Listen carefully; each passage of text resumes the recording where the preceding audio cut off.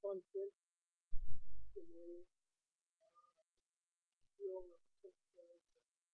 literatura, de biblioteca, de galego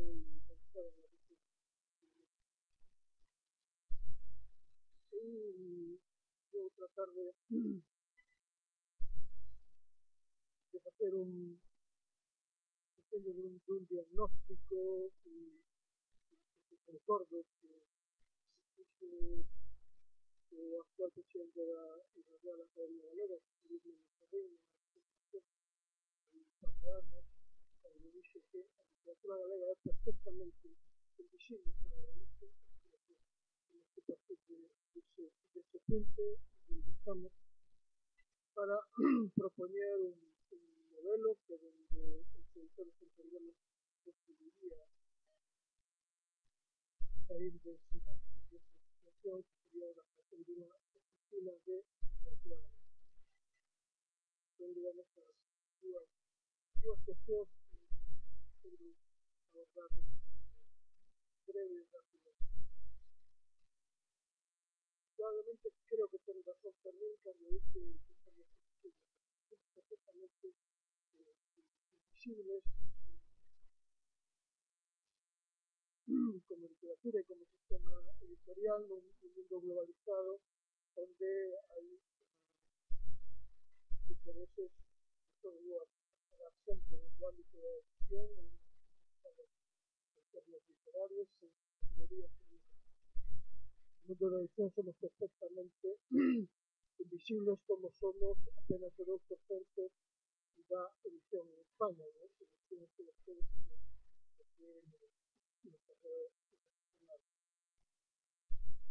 Mais, a pesar de que somos invisibles, probablemente nos últimos 15 anos, nas últimas 2 décadas, aumentaron de forma moi significativa a nómina do que foron autores ou autoras galegas que de forma máis ou menos estable foron viron traducidos os seus textos a diversas linguas. Isto tamén é unha das cuestións que de cote utilizamos con máis interese para analizar, digamos, esta vontade que ten a literatura galega e a edición en Galicia de abrirse a novos espacios de edición. Mesmo onte, este proceso produciuse de forma moi significativa na pasada década no ámbito, no eido da edición infantil e juvenil.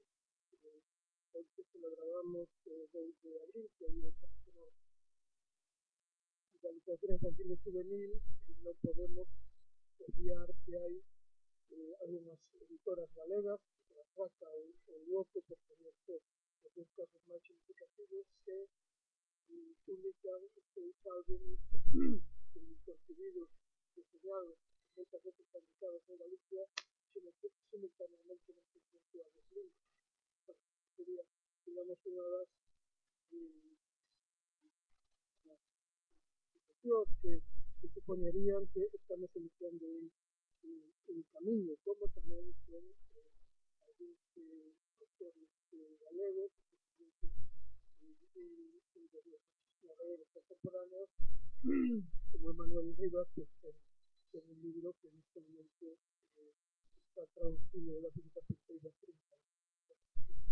Indudablemente sí que supoñería que semella que se están abrindo unha certa xanela que rompa esa senda, esa oscuridade na que vivimos. Con todo, sería moi atrevido pola miña parte que afirmase que estes dous elementos de luz, estas dúas rayolas, son capaces de iluminar o noso sistema editorial e a promoción dos nosos textos no mercado. Hai despois outra cuestión que hai que poñer sobre a mesa, e creo que alguén feito fixo de todo en uns minutos, que indudablemente a exportación dos textos literarios no caso da literatura é unha condición prácticamente imprescindible para a condición da profesionalización da escritura en lingua galega. Isto é unha cuestión tamén decisiva para o propio desenvolvemento dun sistema editorial e literario. Se non conseguísemos exportar os nosos textos, se non conseguísemos que os nosos libros existan con vida propia no mundo, moi difícilmente o noso sistema vai a ser viable, se non, digamos, continúa manténdose nesa condición que eu dende hai 2 décadas denominando fantasía, e o noso ainda non é unha realidade.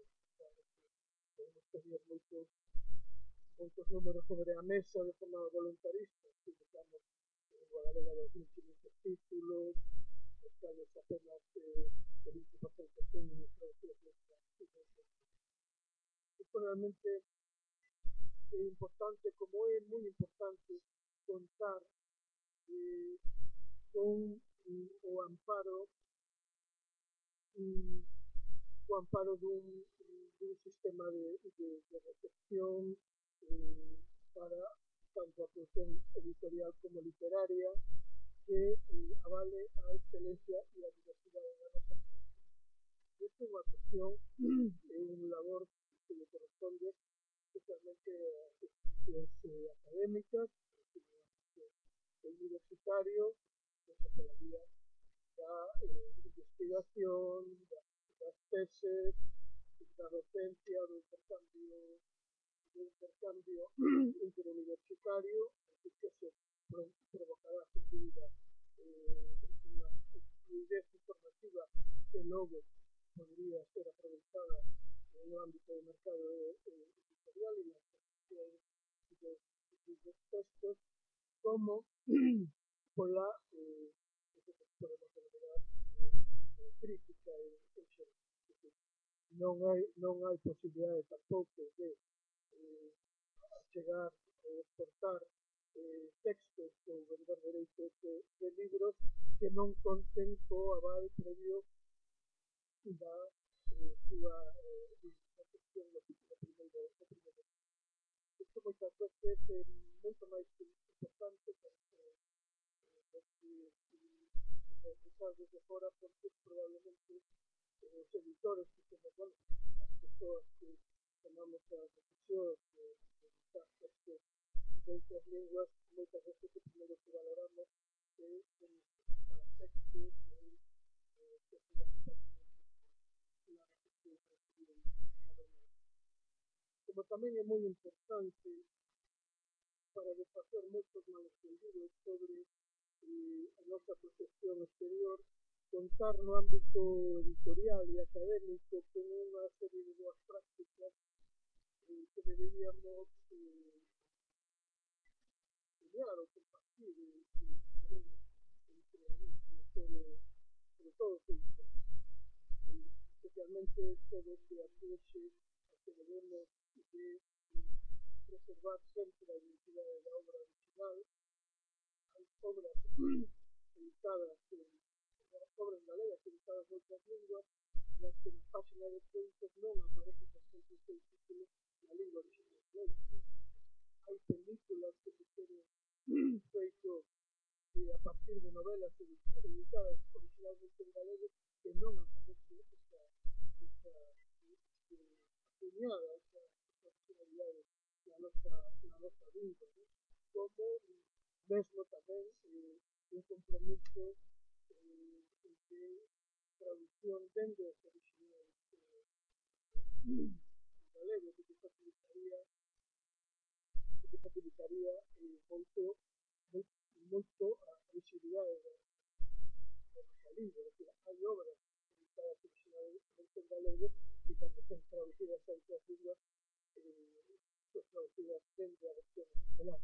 Non me estou inventando nada que no sea dentro dos cambios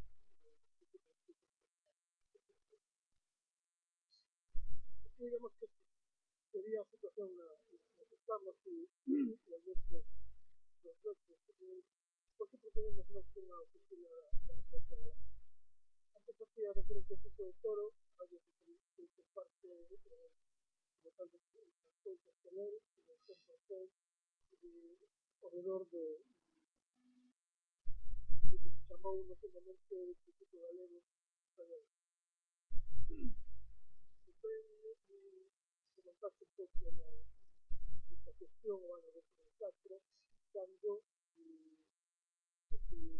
aquela que chamaba a Mesa do Libro da Lectura elaborou un borrador de lei do libro galego da lectura, gobernada na Neutraga, onde foi compartido por todos os grupos, primeiro por los redactores do documento, por los que redactamos aquel documento, pero logo por los tres grupos parlamentarios, a creación do Instituto Galego de Seguridade de Castro de Protección da Lingua e da Edición por avatares que non ven a conto relatar aquí cando a lei foi aprobada no ano 2006 polo goberno bipartito por acordo do Bloque Nacionalista Galego e do Partido Socialista.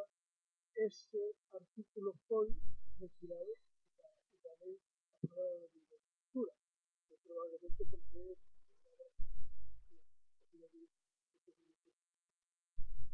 y eso digamos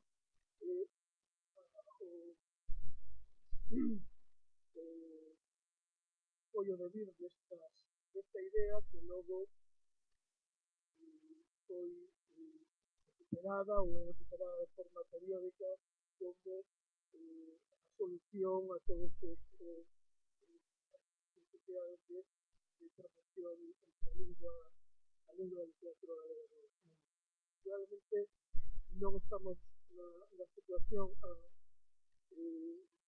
estamentaria nin organizativa, nin contamos co goberno que contábamos no período 2005-2009, que sería absurdo neste momento tratar de recuperar, a miña opinión, eu digo que todo isto que pode poner esto, recuperar aquela idea que insisto que é unha idea que la que compartían todos os grupos parlamentarios e os sectores alrededor do mundo da vida da lectura. É indudable, porén, que precisamos contar cunha estrategia de país.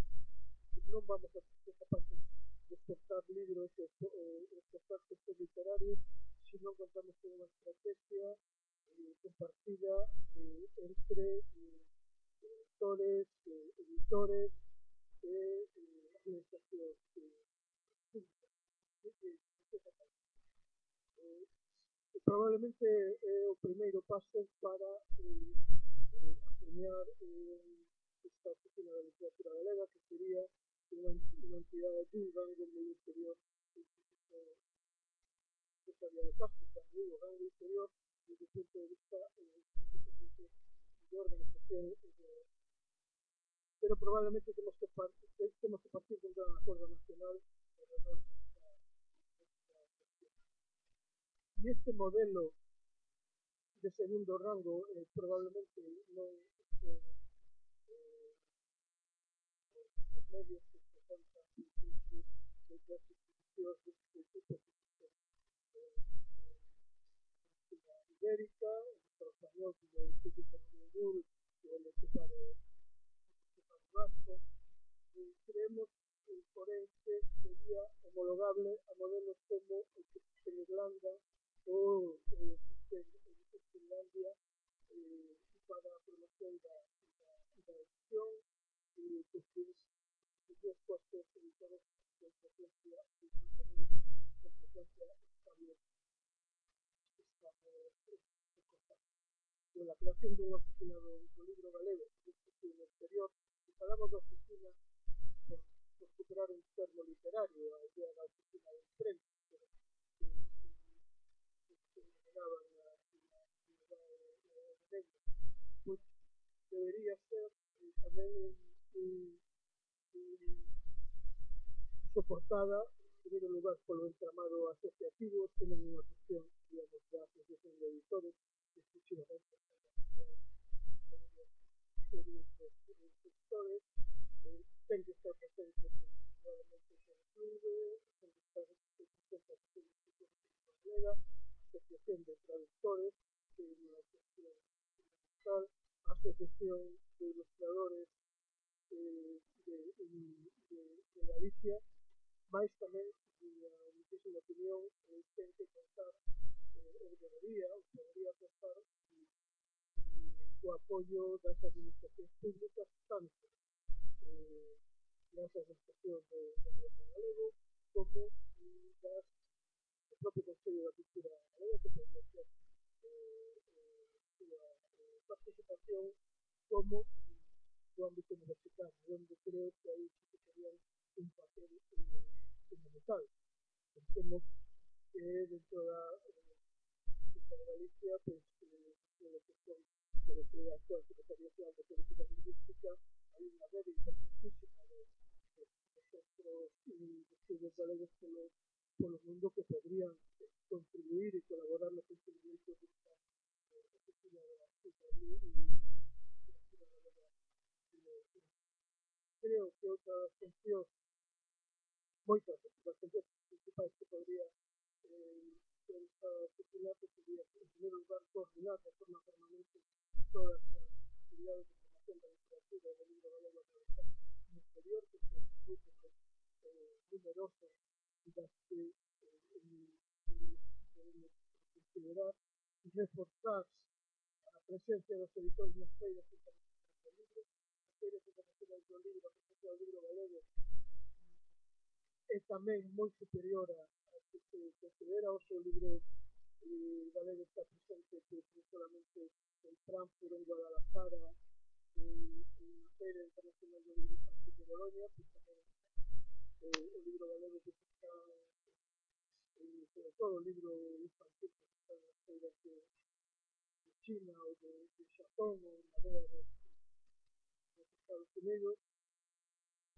Despois creo que tamén as actividades dos cursos de doctorados e dos centros de estudios galegos das universidades, como antes estaba, poden contar co apoio que se force desta oficina e o mesmo centro proporcionar fluidez na súa información. E despois algo verdadeiramente imprescindible, que é contar con un fluxo informativo permanente, en primeiro lugar, na rede. Hai moitas, ou houbo hasta agora moitas iniciativas que se están contando sobre a existencia de Galician Books e libros de Galicia como unha marca identificable, como unha denominación de orixe para o libro, para a literatura galega, por unha idea que se criou no goberno do Pachito, que os editores continuamos teimando nela, pero a verdade é que non tivo continuidade no equipo actual da Secretaría Xeral de Cultura, por de outras cousas. Tamén é importantísimo que esta oficina da literatura galega sexa un foco de produción de información para enviar ao secretariado do Estado Literario Internacional e Editorial, que son as editoras internacionais, as agencias literarias, os SERPAs, é unha figura que existe na edición internacional, como vocês coñecen, que desgraciadamente pois é ainda frecuente na literatura galega, pero digamos aqueles grandes coñecedores da nosa literatura, da súa relación académica, da súa especialización editorial, que son os que contribúen a promocionar ou a avalar os nosos textos, os SERPAs, que tienen conocidos que estamos en este momento de literatura galega, que se Jonathan Swift, por ejemplo, un autor inglés que probablemente está escribiendo los libros galegos que son los publicados en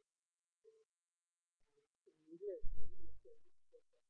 Como tamén sería importante que esa oficina coordinase, apoyase, promovese a presencia de autores e editores en eventos literarios internacionales.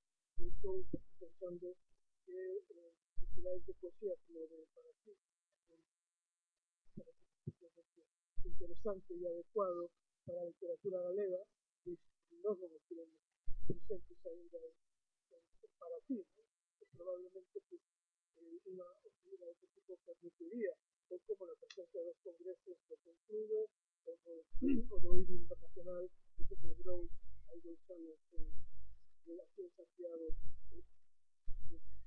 sería, digamos, unha cita imprescindible, ou tamén apoiando a gestión de candidaturas de autores e autoras da nosa literatura premios internacionais.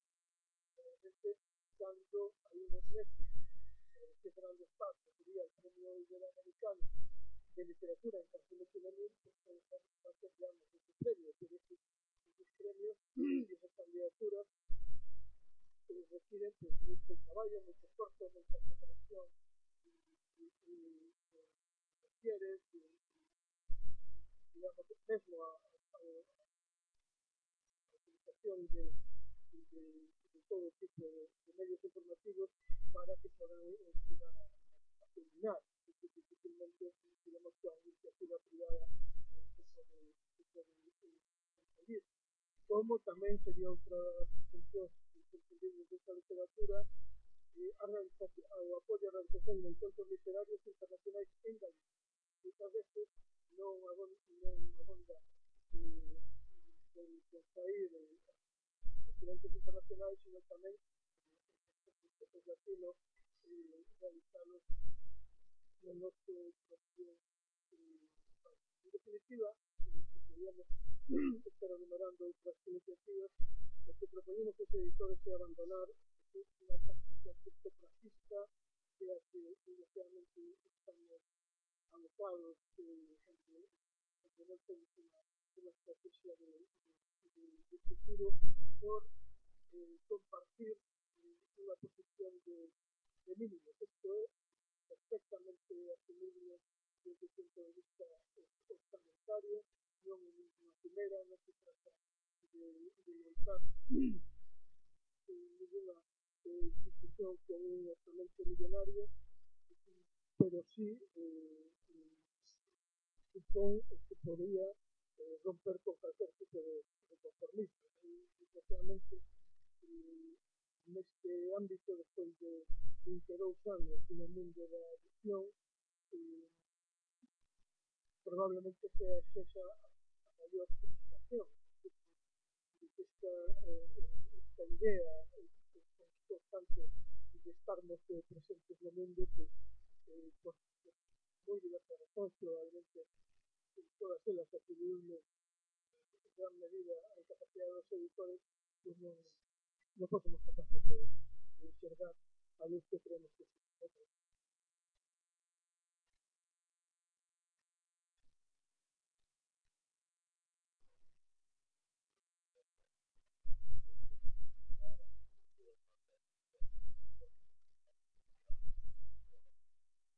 Súa palestra. Ben, como no caso de Suso, a primeira vez que me chegou unha mensaxe para participar nesa mesa redonda pensei que se me convocaba como cineasta, como ele era escritor, eu cineasta, como creadora.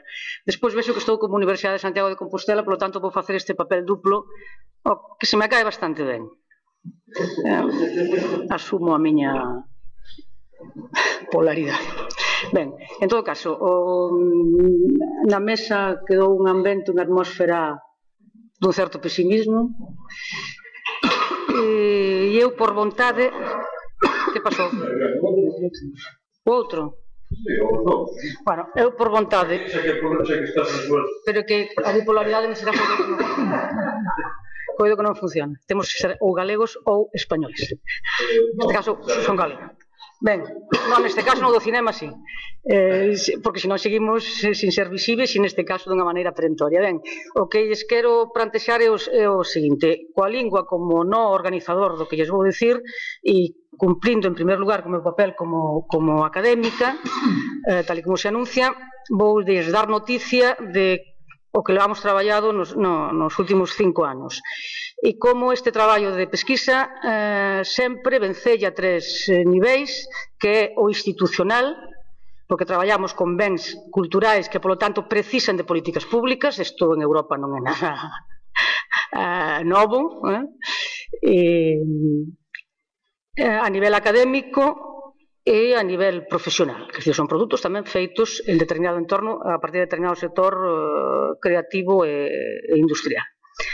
A nivel institucional partimos sempre de ámbitos e esferas internacionais, UNESCO, por exemplo, Unión Europea, partimos de esferas españolas, sobre todo referente á lingua, un texto que aproveitamos moito e que o amplamos cara a moitas posibilidades, que é un acordo do mes de xullo de 2011 do Senado español.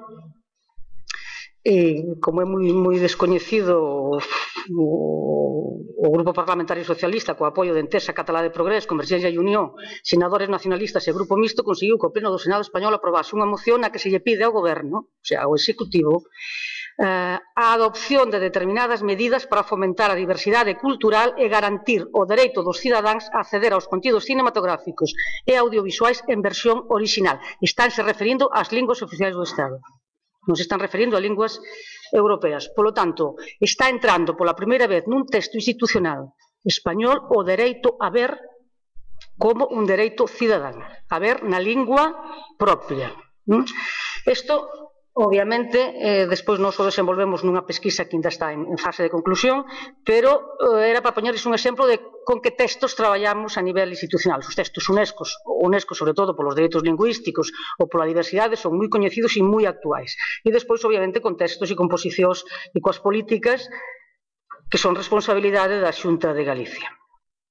Ben, a nivel académico, obviamente, é un grupo estándar da USC, en parcería con unha rede con universidades, según para os proxectos, nuns casos, na área da lusofonía, con universidades portuguesas, brasileiras e con grupos de contraste na África de expresión portuguesa, e para o caso da diversidade, traballamos nun segundo proxecto con universidades brasileiras, con universidades uruguaias, con universidades argentinas, despois lles direi a razón. E agora estamos nunha terceira proposta que vai cara ao espazo europeo. E tamén lles adianto unha cousa. Estamos traballando sempre con unha noción que é a de espazos proxecto, espazos en construción, vinculado precisamente a esta idea da circulación e a accesibilidade a bens culturais. Na pesquisa que xa foi concluída e ten resultados que lle chamamos, se referiu ao ámbito da lusofonía, entendido o ámbito da lusofonía non como aquel orixe dunha marca portuguesa para revalorizar en Europa que tiña unha grande representatividade a nivel global de orixe, sino como aquel imaginario de pluralidade e diferenza que Eduardo Lourenço, por exemplo, nos brindou e nos agasallou e sobre o que traballamos, e que hai moitos autores de toda a área que xa traballan. No caso do segundo proxecto, Cine, Diversidade e Redes, tratábase de ver sempre, e tamén no primeiro, si a lingua galega é unha barreira ou non para a distribución e circulación do cinema ou, en sentido máis largo, máis amplo da súa produción audiovisual. E a terceira proposta que estamos facendo neste momento ten que ver xa e está dentro, se incardina dentro do que se chama Axenda 2020, a Axenda para o Espacio Digital Europeo, e tamén a chamada dende a Unión Europea a Europa Creativa, ano 14, ano 20, como marco temporal, e a partir da declaración de que é preciso, para garantir a diversidade cultural en Europa, soportar e dar soporte ás pequenas cinematografías, estamos lanzando e plantexando un proxecto de o dereito á versión original no espacio europeo e da construción dese dereito a nivel práctico, a nivel de políticas públicas e tamén en consonancia sempre cos sectores, obviamente, da industria e da creación, porque obviamente non se nos oculta que estamos con un produto, con un obxecto cultural que crea cultura, que é ao mesmo tempo resultado e estímulo para a creatividade, que é constructor de determinados consensos, como calquer outro ben cultural, ou disensos, e que en sí tamén conleva unha parte que ten que ver coa rendibilidade económica e que a nivel da Xenda 2020, por exemplo, se analiza moito a potencialidade do cinema como un ámbito de economía sostible, sempre cando se fagan converxer aqueles aspectos que fan del un produto que poida producirse con determinadas condicións e exhibirse nesas mesmas condicións. É dicir, non ocultar, por tanto, non substituirse a partir da mecánica da súa propia produción. E aí é onde fallan realmente as políticas públicas. E vou a referir cuestións internas. E a mí me gustaría que na mesa desta tarde, o que pasa é que non hai ninguén do sector audiovisual a nivel institucional, esta política lingüística que está, non? Pero en todo caso ten tamén moito a ver. Quer dicir que eu creo que mentre non entendan de maneira cabal, e estou citando desde Stuart Hall a Gramsci, que sempre nos lo está dicindo agora, mentras o poder non entenda de maneira cabal a situación que quere mudar, se que quere mudar algo, que deixen de molestarnos. Por que? Porque o único que facemos desde hai 25 anos, é asistir ao fracaso do sector audiovisual e cinematográfico en Galicia. Pero por razóns de políticas públicas, non porque non existisen emprendementos. E asistimos neste momento á caída de un sector que se nos anunciou. É un pouco como deixar de darnos café, para entendermonos. Se nos anunciou como realmente moi estable e que funcionaba e que iba a mercados, íbamos a Cannes, e seguimos indo a Cannes. Se sigue gastando diñeiro en ir a Cannes, sin stand, e sin catálogos, e sin mediadores. Tanto, durante 25 anos foi un auténtico engano, unha dilapidación de diñeiro público pensado así, pensado para este final. Non nos enganemos. Non só desapareceu o Códice Calistino, non só desaparece a Fraga do Eume, desapareceu dunha maneira moi pautada e moi medida a posibilidade de cinema porque houbo políticas para facer desaparecer o cinema. Vou dar determinados síntomas. Non hai nin houbo oferta de galego nos circuitos de exhibición en Galicia, polo tanto, non se potenciou nunca, non se negociou, non se deron axudas para que existira exhibición regular, de cinema en galego. E dou un dato. No ano 99 hai unha decisión persoal, como pasa nestas ocasións, de Xavier Villaverde para estrenar Finisterre só en galego en Galicia. E non foi un fracaso de salas. Non foi maior que outros, digamos, pouco que naquele momento se iba ao cinema, agora se pode ir un pouco máis. Quer dizer que hai unha decisión política naquele momento que só vou estrenar en Galicia a película en galego. Nunca máis se fixo isto. Nunca máis se fixo isto. E máis, o que se fomenta realmente é unha versión para depositar nas oficinas institucionais en lingua galega e a proyección exclusivamente en castelán. Mesmo para público infantil. A Tropa de Trapo en Santiago viuse en castelán e foi financiada con diñeiro público para ser exhibida en galego. Son cousas así, non quero seguir con exemplos que nos negan. Pero ten que ver realmente, e se o sector a día de hoxe non existe, é porque efectivamente foi pensado para iso. E digo máis, houve emprendamentos mesmo empresariais de ir creando toda aquela infraestructura que podía facer que todo o circuito de produción se pudera facer aquí. E un dos últimos seguramente iniciativas foi no ano 2006 Cinemar, unha empresa para a sonorización, para a postproducción de son, etcétera, etcétera. Bueno, neste momento anuncia que o mes que ven vai pechar, ou menos temporalmente. Por qué? Porque xa está aí uns anos se facían 7, 8 películas, a veces 10 o ano en Galicia, que lle permitían a un estudio de postproducción de son manterse aberto todo o ano. Neste momento son 3 pelis, as que leva en carteira este ano e podolles decir cales son dúas moi independentes, que seña a miña propia, de Cicatriz Branca, a de Vilamora, a de Ignacio Vilar, que traballa mesmo como autoexhibidor, non? E como se chama a de Rivas? Todo é silencio, a de Cuerda. É a postproducción que fixo. Quero dicir que estamos xusto nesta situación. Temos, obviamente, ao pé unha televisión pública que funciona efectivamente e funcionou tamén por imperativo legal e por os seus propios estatutos como un coproductor en algúns casos ou como un comprador noutros, cando nos referimos máis ao audiovisual, de produción externa, pero que non chegou a configurar tampouco un espazo para o cine galego dentro da súa oferta. Aí temos, por exemplo, aquela reivindicación da Canle 2, a TV Gras 2, que realmente, eu non sei se a vedes en alguna ocasión, simplemente para manter... Son partidos.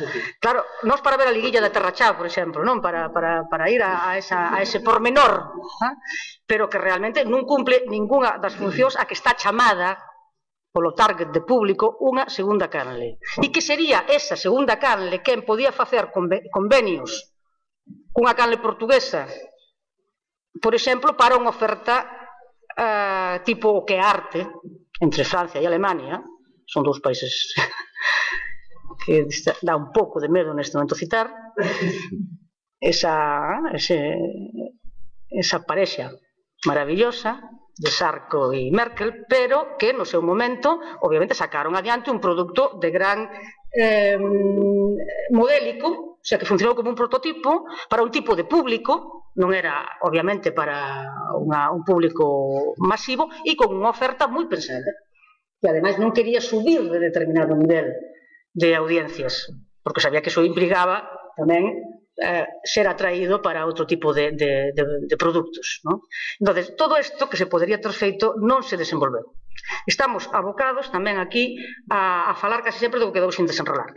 Suso falaba, non sei se se refería a mesmo, pero bueno, que efectivamente no período que se entende por modernidade, ese período entre as dúas guerras, nos tuvemos todos os elementos e aquí se imaginou a nación e se institucionalizou indo ao Congreso do ano 32, do Congreso das Nacións, e se institucionalizou mesmo en tempo de guerra nas Cortes de Montserrat, o Estatuto, etc. Porque se comprendeu perfectamente que eso forma parte darlle corpo material á idea de nación. Bueno, neste momento, se eu vos teño que falar da imaxe nación, o sea, do cinema e do audiovisual, só pode pasar polas políticas públicas. Porque aquí e en calquer país neste momento, porque xusto son produtos que non son un resultado de máis ou menos unha época de bonanza económica, sino que son un operador ao mesmo tempo. Son un operador cultural, son un operador industrial, son un operador de representación e, polo tanto, de relacionarte co outro, son un operador da diversidade.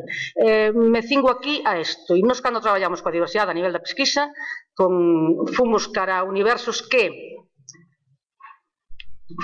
tuvesen diáspora, onde estuvese moi presente a diáspora galega como constituinte, caso de a cidade de Buenos Aires, caso a cidade de Montevideo, e a un país limítrofe e ao estado do Río Grande do Sul, onde, obviamente, é un país moi fronteireiro, onde as dúas linguas, de alguma maneira, do que as dúas linguas participan. Ben, a idea central non era ver como na práctica o discurso xeneroso UNESCO se produce, como se traduce a nivel práctico. E, polo tanto, queríamos ver se éramos capaces de facer entender, todas estas pesquisas se fan grupos de recepción, a nivel académico e a nivel de redes sociales, se éramos capaces de facer comprender que a diversidade non é multiplicar a oferta, e non ten que ver coa multiculturalidade, non ten que ver con guetos de diferentes culturas nun lugar, senón ten que ver coa interculturalidade, ten que ver con que tú exixas ver a cultura do outro e acceder á cultura do outro. E neste sentido, a lingua e querer a versión original sí que era un síntoma de que sabías que era a cultura do outro. E, polo tanto, facíamos o estudo empírico cos grupos de recepción de como preferían, por exemplo, as películas. Si en versión original, partíamos sempre da versión original en galego, si dobrado ao castelán, si subtitulado ao castelán, si subtitulado ao galego. Hai realmente uns datos que simplemente por estar aquí Suso te vou a dar. Por exemplo, a nivel de longametraxes, só podíamos comparar, só existían 3 longametraxes no período que traballábamos, en dobradas, versión original galego dobrado ao castelán, que era Os Luz ao Sol, de Fernando León, 13 badaladas e León e Olvido. 13 badaladas a partir de, como saben, de un texto literario non sei se adaptado ou feito por Xavier Llebre, dun texto de Suso de Toro e León de Olvido, a película de Xavier Bermúdez. Ben, nesa comparación, isto sí que lles podo dar resultados, bueno, despois se utilizaban outro tipo de baremos, a familiaridade cultural, outro tipo de barreiras que podían ser psicosociais, pero, sobre todo, a barreira lingüística non se produciu, e é verdade que a nivel de resultados, por exemplo, a preferencia pola versión original en lingua galega nestas tres, na comparativa destas 3 producións foi do 63,3%, e a dobrase ao castelán ficou no 36,7%, neste caso, e eran grupos ao seu perfil, e os hábitos de consumo cultural e a dieta mediática eran grupos maioritariamente de origen non galego, e que a maioría tamén nunca tiña tido contacto coa cultura galega, sobre todo nos ámbitos universitarios. De cara, por exemplo, e no caso de 13 badaladas e de a familiaridade coa mostra de unha media de 66%, León e Olvido, Prado Longo, 13 badaladas e Cienfuegos, unha corta miña, e, por exemplo, esta familiaridade coa mostra baixou cando falábamos dun film etnográfico como Mamá Asunción, e subiu ao 74% cando falábamos dos 15.000 de Newark e Os Luz ao Sol, cando falábamos dese grupo de migrantes enclavados ao pé de Nova York, que tamén foi para ese grupo onde se considerou a lingua un elemento insustituíble, porque había outra das variantes que era a lingua é vehículo ou é un elemento insustituíble destas producións. No 51% foi considerada vehículo e no 49% insustituíble, como un elemento identitario para acceder á cultura do outro. En Mamá Asunción, en troca, sube ao 68%.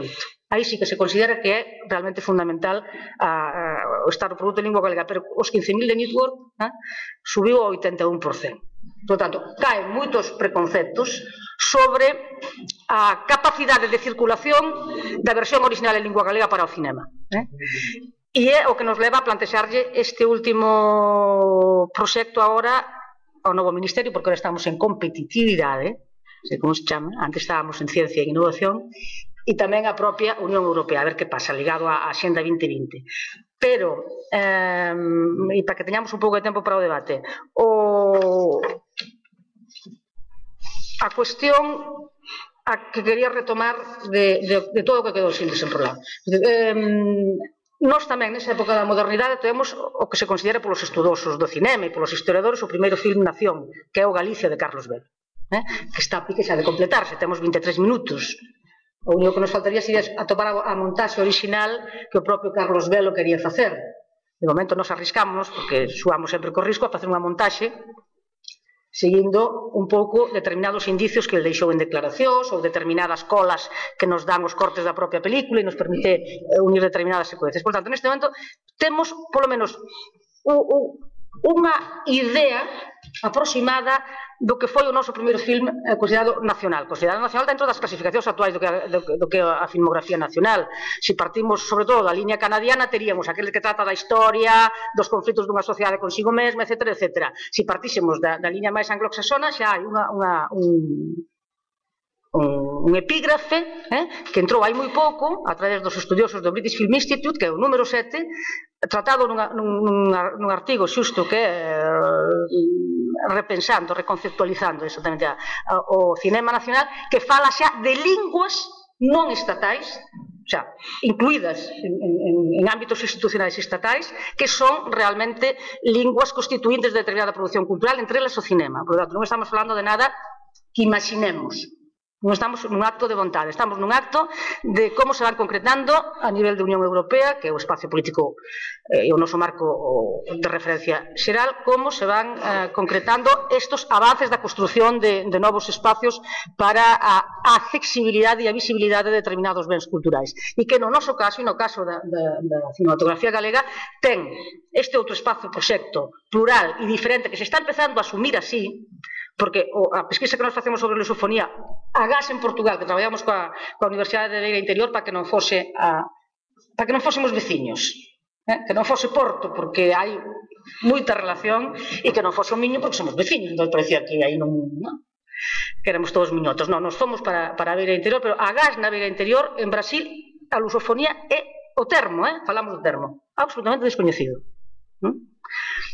Agora, e obviamente a existencia de Galicia e da cultura galega tamén, pero con unha facilidade para comprender a súa existencia que é de vertixe. Que cando se remataba era en Bahía e en Río Grande do Sul, tamén dos lugares moi diferentes. Cando se remataba a pesquisa xa tiñan visto todo, tiñan accedido a internet, ao portal do Gago, tememoslle así, e internet se demostra no 90 e tantos % o lugar por onde se accede a cultura do outro, e un dato que está publicado nas conclusións. O que estou dicindo está xa publicado aquí, e a Isabel agradeceu o meu envío, enviei vos a case todos, e Isabel Pires de Lima contestou e agradeceu. Cando te interesas pola cultura do outro, o primeiro que buscas en internet é un filme, buscas unha película. Ao mesmo tempo, unha cultura sigue estando representada por unha gran literatura. E ao mesmo tempo identificaban Galicia por Rosalía de Castro. É dicir, o nivel de rosalianos que hai no mundo é que nos permite a nós tamén nas conclusións reivindicar de novo o Instituto Rosalía. Voltar o que quedou sin desenrolar no ano 88, ou que quedou sin desenrolar con Carlos Velo no ano 36 por outras razóns. Porque unha das cuestións que tamén un resultado dos grupos de recepción é que non teñen lugares físicos a onde acudir. Non hai onde comprar un DVD en todo Buenos Aires, con 90 e tantos mil votantes, votantes, multiplica por 3 en habitantes, non? Non hai un lugar onde dirixirse, agás, obviamente, os centros e a Federación de Sociedades Galegas, esos lugares un pouco que son a nosa rede civil. Non hai, obviamente, unha oferta en sala. Falan sempre eles e elas, os grupos de reacción, de salas falan culturais ou alternativas.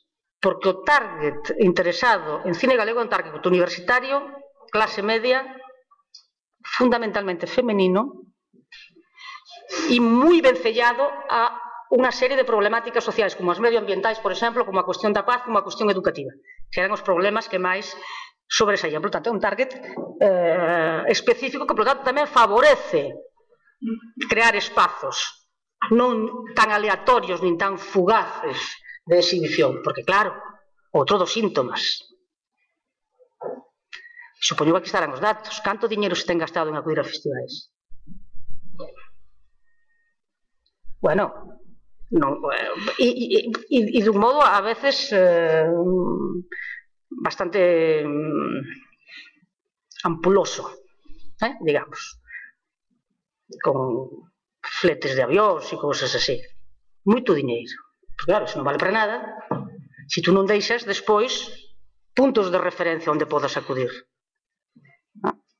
Se tú non faz convenios, e por eso este tipo de lugares como o Instituto Rosalía, ou como unha oficina, chamémoslle, pode ser unha oficina de difusión do filme, se non se deixan lugares que programen, e que programen un tipo de oferta de bens culturais, neste caso en lingua galega. Neste caso, o que eu me estou referindo é ao cinema, podía ser o audiovisual, que neste caso entramos nos circuitos televisivos, que é máis complexo, e aí sí que a determinante política é decisiva. Por tanto, cando nos empezamos a analizar se existían condicións obxectivos, o sea, desde dentro do propio obxecto cinema para a súa exhibición na área da lusofonía, vencellado á área iberoamericana dentro das políticas da diversidade e do recoñecemento da diversidade, que de alguma maneira tamén operaba como un constructor de diversidade. Eso era a nosa hipótesis.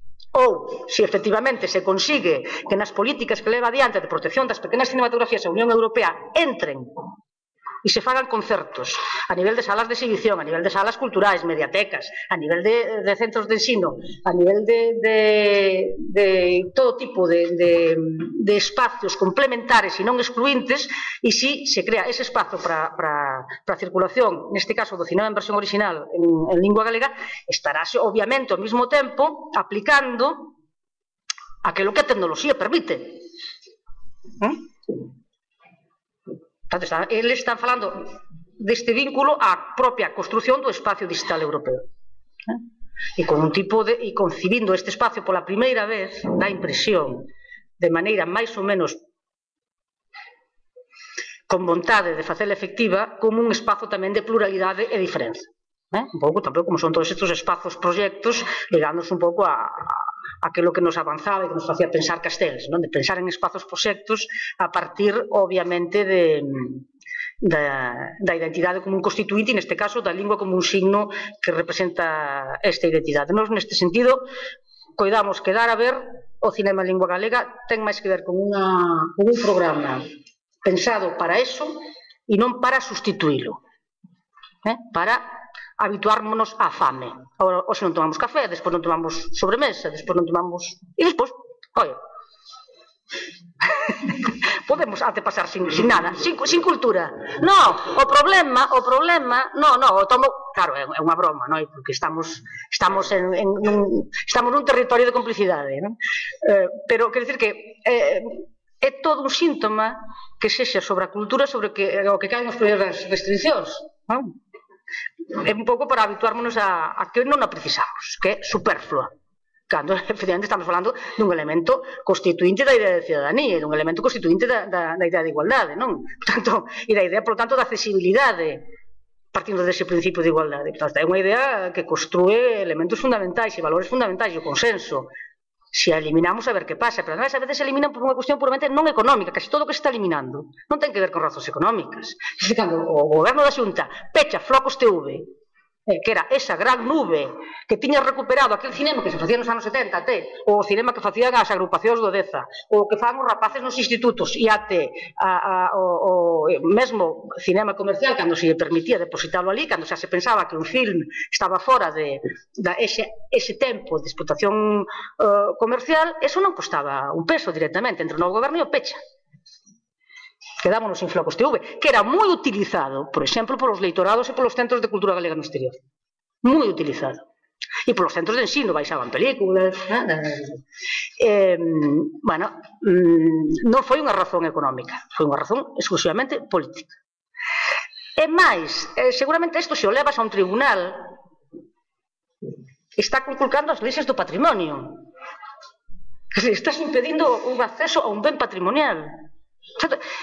Son auténticas loucuras que ahora se sustituye por algo que se chama Canle... Canle que? Canle TV. E que non sei o que hai de momento na Canle TV. Pero quero dicir que pasan 2 anos, retómase a idea pero disfrázase de outra cousa e todo se foi facendo así. E todo tamén contribuiu a que deixásemos que así se fixera porque creímos, efectivamente, que había un plan para a cinematografía, sobre todo desde que se aproba no 99 a lei do audiovisual. Que xa hai un primeiro síntoma aí. Xa non se lle quere chamar, por exemplo, da cinematografía. Se lle chama só do audiovisual.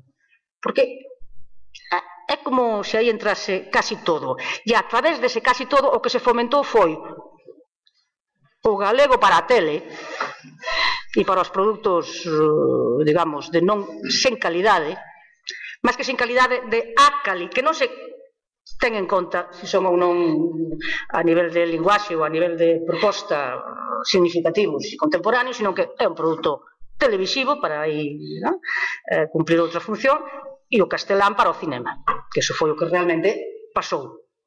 E por eso estamos asistindo que se declara a nivel institucional que se pon en práctica unha rede de salas públicas non? Que se contaba con salas municipais e con moito auditorio que está pechado desde a súa construción, que se abriu para o día da inauguración, e se anuncia isto desde hai máis de un ano e non se pon en práctica tampouco. E iso non é unha cuestión económica. Aí están as salas que costa máis telas pechadas que abertas, e os centros de cultura que hai en todos os concellos. Sabedes que a nivel do Estado español, e aí aquí en xornadas, recordades o Pau Rousel, non? É dos lugares que máis se ten gastado en infraestructura a nivel español. O sea, o que se gastou en infraestructura de cultura a nivel español foi un dispendio para estar neste momento baixo mínimos a nivel da súa función. Bueno, pois algo tan simple como 10, 15 salas públicas en rede para facer unha oferta e ir creando un público e darnos acceso a un ben que nos pertence, tampouco foi levado adiante. Bueno, entón algo pasa. Es decir, as interrogantes aquí son fundamentalmente de un programa de invisibilización e máis que de invisibilización, de desaparición, de que cheguemos a pensar que é imposible un cinema en lingua galega que circule, e desde o momento que pensemos eso, deixamos de facelo, porque de momento o cinema que se está facendo ten moito máis que ver con emprendementos persoais e independentes que non con emprendementos industriais. Neste momento o sector industrial en Galicia e aquelas persoas que teñen máis diñeiro do mundo e que de vez en cando pois teñen a gracia de invertir algo en cine tamén, tampouco digan, o sea que mentre digo isto é moito máis do que poden invertir en toda a vida, non se preocupan de invertir realmente en cinema, e para que o cinema sexa considerado un ben cultural hai que ter actos no Consello da Cultura Galega, que é unha das poucas institucións, digamos, que marca o par da literatura, pero que en xeral é moi fácil nunha institución financiar un libro, pero é imposible pensar en meter algo de diñeiro nunha película. Hai un problema aí. E estamos falando de aquelo máis buscado neste momento para localizar a cultura dun país, a nivel da rede. Vamos, e con mostras e con unha serie de elementos empíricos e cuantitativos que despois vos chegarán tamén para curtir máis a desgracia, non? Bueno, xa está. Xa está. Porque senón non podemos falar, non? Bom, no prosseguimento teremos 15 minutos para os debates, né? E a palavra está aberta. Quem gostaria de fazer alguma pergunta?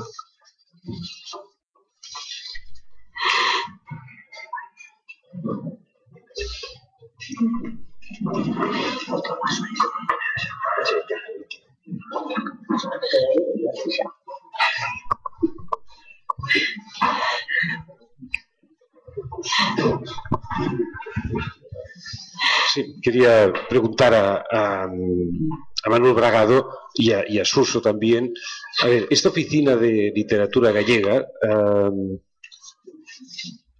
tampoco no tendría que ser tan difícil, ¿no?, tenerla.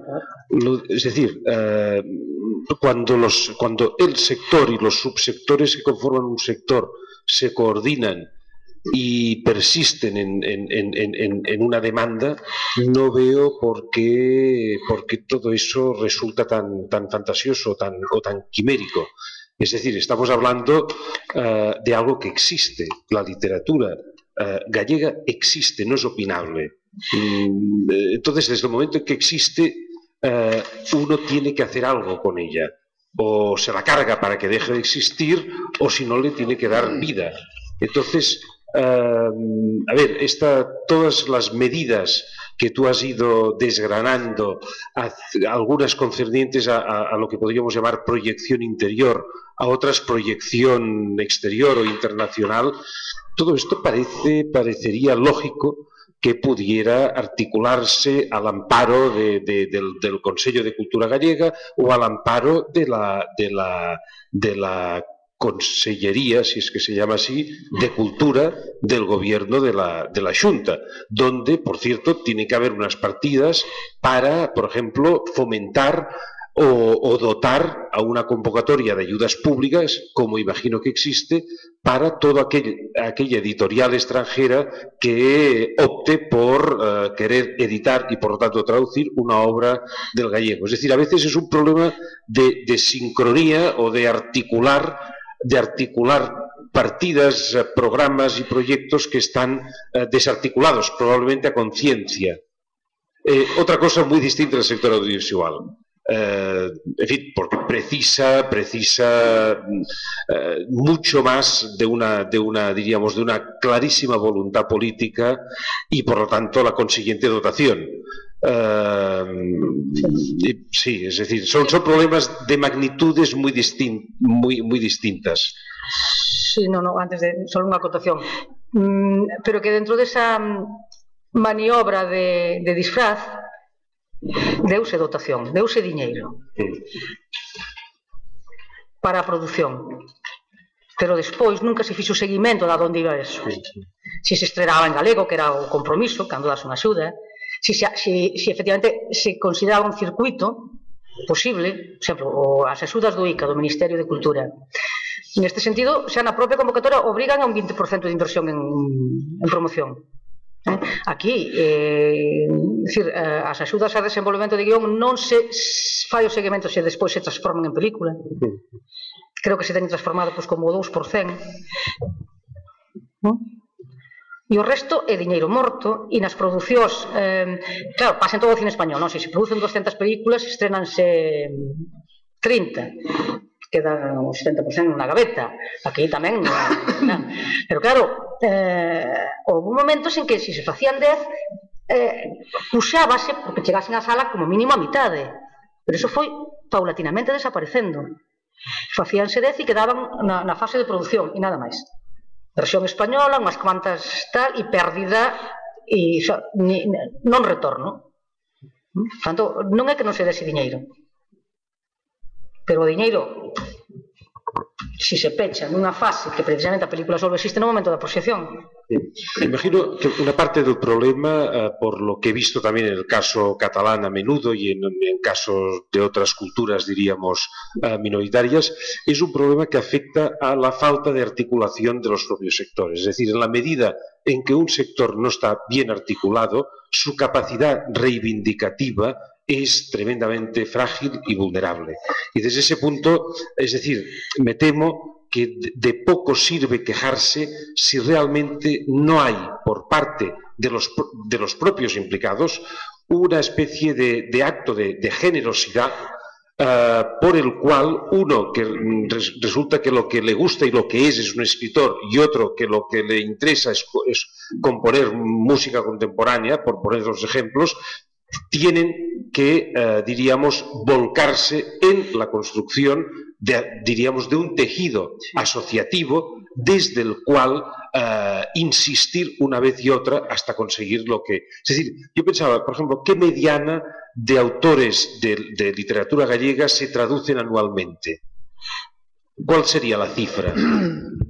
Vamos a ver en las cifras del ISBN para hacerse una idea do que son as traduccións a linguas españolas, alrededor de 200 títulos. 200, que non... Bueno, son 200 traducións que teñen o galego como lingua original, que se editan en castelán, en euskera ou en catalán. Ahora, é dicir, o que ti comentabas de...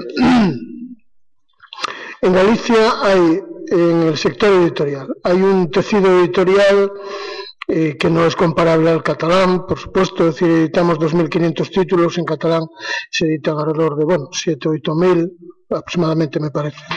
Pero bueno, eso no... Pero hay empresas editoriales de un mercado interior, bueno, que con una gran dependencia del sistema educativo, en general, como en toda España, no somos una excepción, porque es que moitas veces tenemos que buscar as excepcións en outros lados. Había, bueno, había hasta agora unha política de axudas á traducción de textos publicados originalmente en galego para outras linguas. A maior parte das traduccións que se realizan contan con unha axuda pública, é dicir, en Galicia, e iso é sobre todo as que se fan a nivel internacional, non? Fora do mercado español. A rede de lectorados e de centros de estudos galegos eu creo que é moi valiosa, non é unha realidade que se falará pola tarde, que aquí hai persoas que grandes coñecedoras e impulsoras dese proxecto, é dicir, temos recursos. Eu o que propoño na oficina é coordinar os recursos existentes.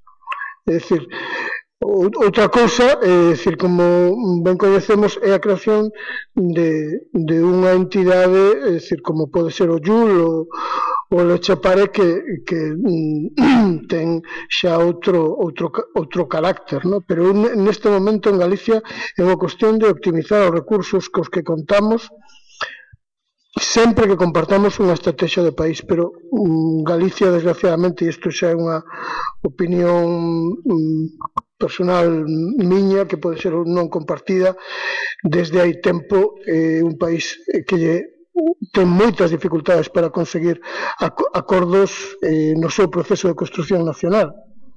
E os acordos e as diferenzas que temos son tan sutís como que había algúns cando se promoveu a creación do Instituto Rosalía de Castro, é innegable que había quen defendía a creación do Instituto Castelao. É dicir, e isto non o podemos negar. É dicir, os mesmos que creemos no proceso de construción nacional de Galicia, pois a veces tamén temos que compartir esas grandes liñas de futuro. Indudablemente, o cambio absolutamente traumático político que se produciu en Galicia no ano 2009 levouse por diante estas estrategias de promoción, como se levou, aínda moito máis grave, o grande consenso nacional que ao longo de 3 décadas se conformou ao redor do idioma galego, que iso, digamos que xa é unha cuestión de aínda de maior calado.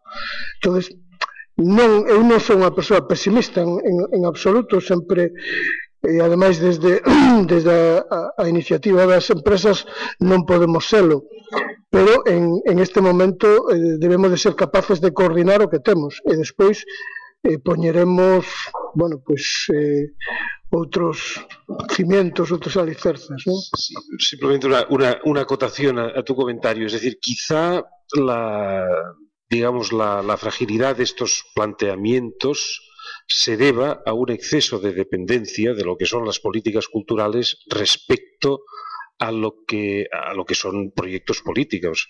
Es decir, esa estrategia de país, yo diría que la separaría, ni que sea, diríamos, en fin, estratégicamente, de determinados proyectos culturales, porque al menos es la experiencia que hemos tenido en Cataluña y desde ese punto de vista positiva. Es decir, ninguna de las grandes infraestructuras o equipamientos culturales ha sufrido, bueno, en fin, tengo que matizar porque ha habido una... nos hemos cargado el Conca, nos hemos cargado el Conca, pero aparte de esto, digamos que por lo general las columnas siguen intactas, ¿no? Con lo cual yo diría que una cosa son las políticas culturales y otra cosa es lo que tú llamas un proyecto de país. Proyecto de país, cada partido tendrá el suyo. Chamémolo, é dicir, consensos alrededor de cuestións estratégicas que podemos compartir todos, ¿no?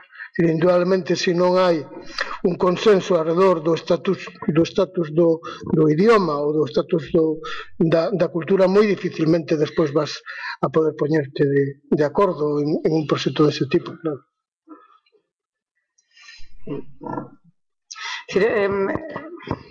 É diferente que referida á política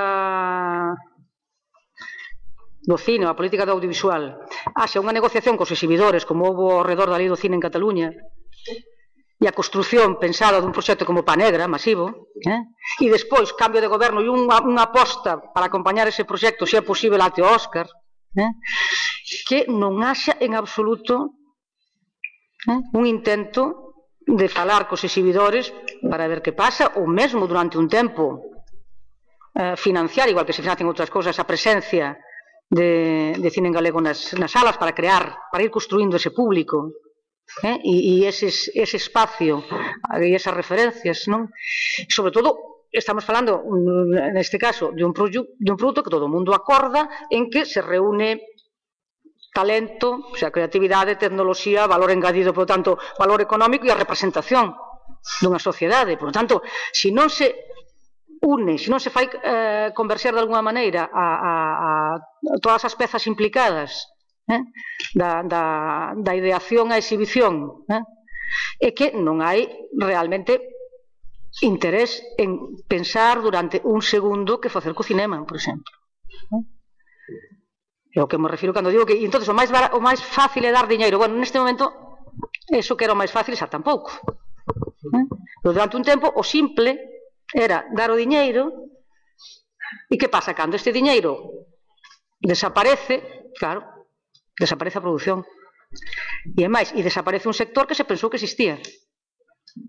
E non é que falten organizacións nin asociacións, seguramente temos a nivel relativo un número bastante importante de produtores independentes, de produtores non independentes, para entendernos dos grandes no clúster, dos que levan o 90% do diñeiro, sobre todo da televisión, de actores, de guionistas, de francotiradores e francotiradoras, como é o meu caso, por exemplo, que non sabría... Ben, hai efectivamente a vontade de falarmos entre todas estas diferentes agrupacións e visitas aos despachos innúmeras, pero hai un momento en que cansas, porque entonces hai outro truco que terte sempre no despacho por parte de calquera oficina, non me refiro só o que eran aquí as caixas, as chamadas caixas, que en teoría Caixa Galicia tiña un plan para o cinema que se chamaba, como se chamaba iso, Galicia Cinema, ademais, algo así. Non sei, participaba nunha produtora. Participaba na produtora e tiña unha especie de plan tamén. E Caixa Nova tamén. E Caixa Nova tamén. Caixa Nova tamén. Participaba o director da produtora. Unha das mecánicas, cando non querían realmente apoiar, era estarte entretendo de mes en mes. Volva, sí, interesantísimo. Bueno, hasta que había un momento en que te decatabas porque non facías a película. Era así, o sea, estabas, pero vamos, estou falando de experiencias directas e contrastadas e comparadas con outros e outros colegas. O sea, sempre hai un elemento encargado de marear la perdiz. E claro, neste sector fíxose moito. E esa é a conclusión a que agora chegamos. E por eso digo que no momento de ir a falar co representantes do espacio público, os máis visibles do espacio público e co poder político, o primeiro que hai que decirlles e se saben ben o que queren mudar, o que queren, porque senón, para que vamos a estar dando voltas? Para eso organizamos de novo esos sistemas alternativos que temos bastante experiencia e somos bastante bons neso e que poden ser neste momento moi interesantes, buscar fórmulas e modelos, bueno, alter institucións, a cuestión é así de simple tamén a veces, pero entonces claro, tenemos que entrar nese sistema de volver á época do cineclub e, bueno, a túa caixiña tal, e agora, bueno, tanto se está voltando que tamén é un indicio que se empeza a recoñecer a nivel de contabilización da taquilla dunha película para o Ministerio de Cultura este tipo de exhibicións van a empezar a estar regradas, quer decir que vas levar a túa caixa, vas dar un bono, vas cobrar, pois, o que cobres, €1, €2, tal, e eso se vai contabilizar como espectadores, porque hai unhas axudas cando unha película sobrepasa o número de espectadores para unha axuda de amortización.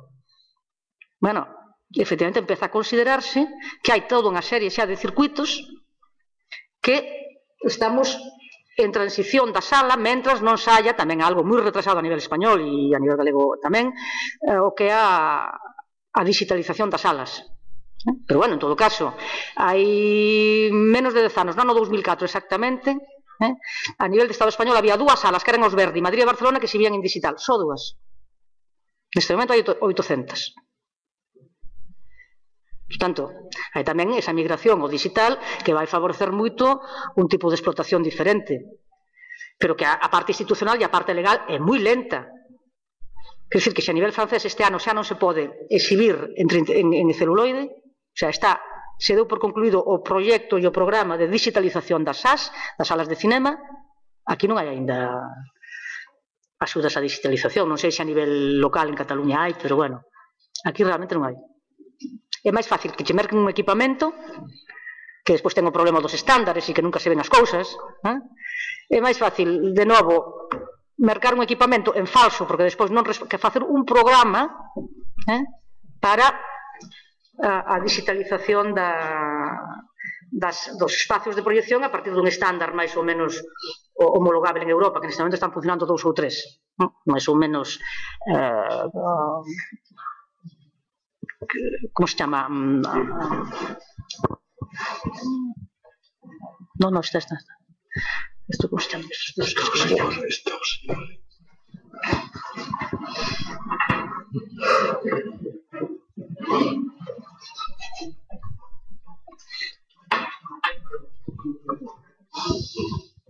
Ben, respecto do Instituto Rosalía de Castro, su directora Vergado, realmente visto ahora con perspectiva resulta bastante triste que algo que saiu dos editores do 2004, que despois do 2005 o PSOE meteu no seu programa electoral, o BNG, para non meter o mesmo que o PSOE, puxo o Instituto Castelao, e ao final, na época do bipartito, que eu saiba, nada se fixo, nin polo Instituto Castelao, nin polo Rosalía de Castro, cando existía eses casi 40 centros, e non só os 40 centros en todo o mundo, senón xente que non está en centros de estudos galegos e que está facendo un labor impresionante para difundir a nosa cultura. As cousas son así, de tristes, pero hai que seguir. Como dicía Cabanillas, soñemos, alma, soñemos. Pero vos pensades realmente que houve intención? Non. Porque eu coido que nin por parte de uns nin de outros, non chegaron a negociar nada. Eu creo que foi unha política de signos. Pero, Marga, é dicir, a ponencia da lei, sendo presidente Fraga, foi aprobada polos 3 grupos parlamentarios. Cando se retomou a lei na legislatura de Pérez Touriño, retirouse ese artigo da lei, porque a lei foi aprobada prácticamente na súa totalidade cunha modificación que os editores estábamos de acordo, que foi o do carácter estratégico da industria do libro, que foi digamos, unha apelación. Entón, indudablemente, foi un momento, bueno, pois eu supoño, bueno, aí hai interpretacións moi diversas de quen foi quen o quitou ou deixou de quitar, pero está claro que non se atreveu o goberno bipartito a... Claro, como a outras moitas cousas. É un debate pouco interesante, penso, sobre todo para as persoas que veñen de fora. Penso eu que é un debate pouco interesante, non sobre a nosa historia recente. Sí, aparte que... O drama é un drama nacional, máis nada. Evidente. Máis nada, non hai de que outra cosa falar. E si, con final aberto.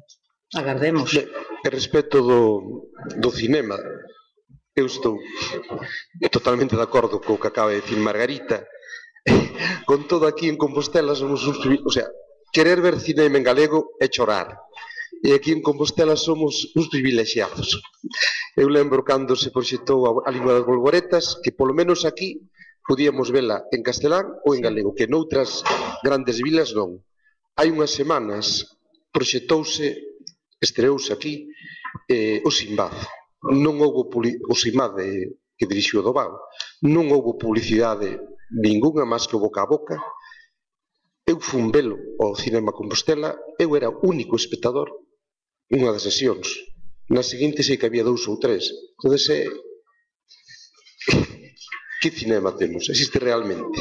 O que aquí houve foron moitísimas, deronse moitos cartos para obras que se rodaron en Galicia, algunhas sobre obras en galego, e pois o que dixo Margarita, o sea, hai unha versión en galego para ter ali, pois na xunta onde sexa, pero que realmente é para botarse a chorar.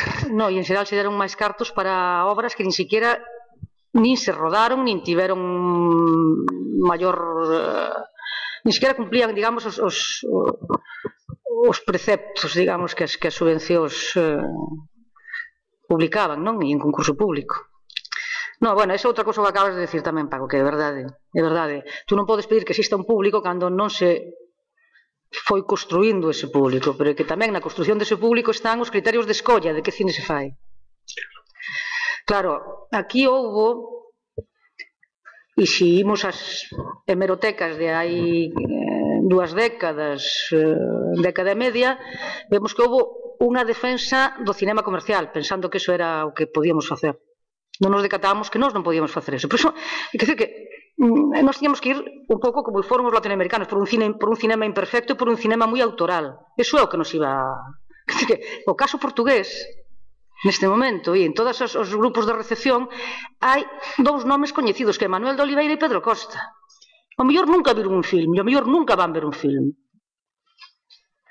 E o Pedro Costa chegou a comentarnos que, como non existe sector industrial como tal, que podían facer o que lle espetase, e de vez en cando salen esos produtos que son incomparablemente bons, que decir que non podes compararlos con nada máis, que sentan unha especie de obra en si mesma, non? Que trae detrás a cultura dun país, que trae detrás a lingua, obviamente nos 2 casos, que trae detrás uns personaxes. Bueno, eso foi un debate que non se deu a fondo, que se pensou que podíamos facer un modelo Hollywood en barato, e a veces en caro. Eu non che digo que costaron determinadas películas, en millóns de euros,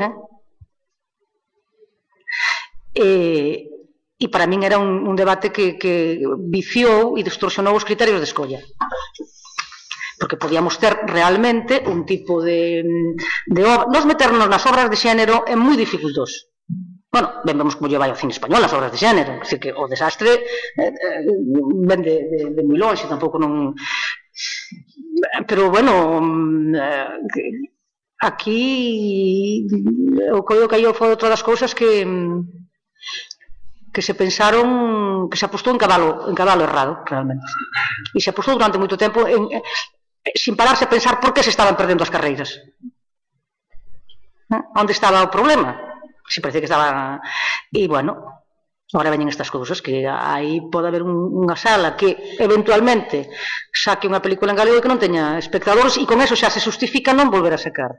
E como non hai tampouco un acordo que permita crear un mínimo de hábito, pois bueno, porque tamén, date conta, Santiago, os Valle Inclán, que era unha rede dun propietario galego, ora xa é dunha Mayor, xa tamén desapareceu aquel cine un pouco de oferta de cine europeo e de cine un pouco diferente. Quedan os Compostela, que ademais Gadis che dá, cando compras máis de non sei que, che dá unha media entrada. Hai uns mecanismos extraños, extrañísimos, que non sabes a que respostan, que saias cunha bolsa e que de súpeto che agasallen unha entrada e no restaurante Fornos tamén, cosas extrañas, pero iso é moi compostelán, tanto ten, hai que andar, che van, e despois non tes tempo porque tes que 3 días para ir ao cinema, bueno, hai cousas así curiosas, non, a nivel práctico.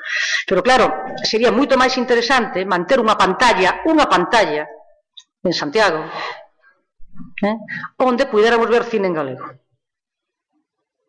E xa verás ti se funcionaba ou non. Porque tamén se dixo, date conta que Santiago está dentro do ranking das cidades que ven máis cine no Estado. Exclusivamente por un mes do ano, que é novembro, do fenómeno Cine Europa. E iso despois, en números estadísticos, parece que estamos indo ao cine todo o ano e que estamos aí, que realmente, para nosas salas, é unha especie de elemento vital. Coido que está de quinta no ranking, e únicamente por ese fenómeno. Bueno, eu o único que pido é unha pantalla. Tamén pido que se deslocalice en todos os sensos o CEGAI. Hai unha cinemateca que só exhibe na Coruña e que costa moito diñeiro, eso. E non fai rotar, nen ten outros espacios. É unha cuestión de unha visión moi reductora. Bueno, pois é o tipo de política que a min me parece que hai que facer mudar. E que se pode mudar, non fai falta. Non é unha cuestión de diñeiro, é unha cuestión simplemente de dar 2 ou 3 pasos, seguilos, ir modificando elementos que podan ser disfuncionais e darnos un prazo. Bueno, 1 ano, 2 anos. Un plan quinquenal. Sí. Bom, já ultrapassamos 15 minutos, além do tempo previsto. Gostaria de dizer o meu agradecimento ao escritor Suzy de Toro, ao senhor Manuel Bragado e à professora Margarita Leto. Vamos agora para o almoço e às 16 horas teremos a conferência da professora Isabel Pires de Lima. Muito obrigado, boa tarde.